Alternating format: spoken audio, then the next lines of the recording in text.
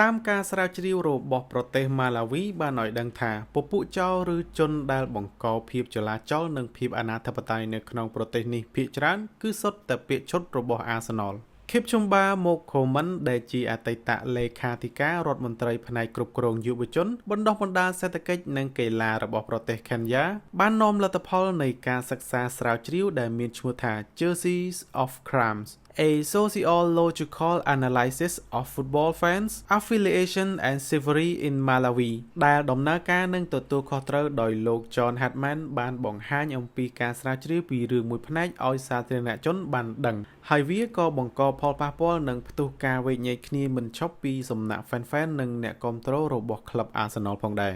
ការស្រាវជ្រាវនេះគឺជាការសិក្សាអំពីការប្រព្រឹត្តខុសច្បាប់ជាលក្ខណៈដដែលៗរបស់ជនល្មើស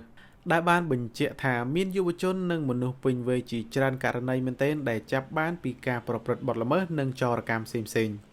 ដោយភាគច្រើនពួកគេទាំងនោះតែងតែពាក់ឈុតកីឡាហើយក្នុងនោះឈុតរបស់ Arsenal គឺមានច្រើនជាងគេគួរឲ្យកត់សម្គាល់ដោយការសិក្សានេះក៏បានពឹងផ្អែកទៅលើហេតុការណ៍ដែលបានកើតឡើងកាលពីឆ្នាំ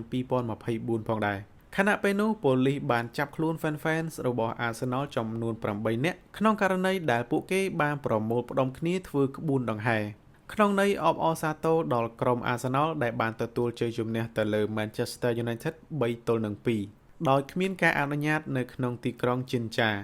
ហេតុការណ៍នេះវាបង្កឲ្យស្ទះចរាចរណ៍ដល់ទៅ2ម៉ោងឯណោះរីឯការពិសោធន៍ទៅលើបណ្ដាញសង្គម social media នានាក៏បានឲ្យដឹងថាក្លឹបនៅក្នុង Premier League ដែលទទួលបានភាពពេញនិយមជាងគេនៅ Malawi នោះគឺក្លឹប Arsenal បើគិតជាភាគរយគឺ 29% បន្តមកទៀតគឺ Manchester United 26% និង Chelsea ចំនួន 16%ចុងក្រោយដើម្បីកុំឲ្យមានភាពចលាចលខាងតំណាងអ្នកគាំទ្ររបស់ Arsenal ដែលមានឈ្មោះថា Felix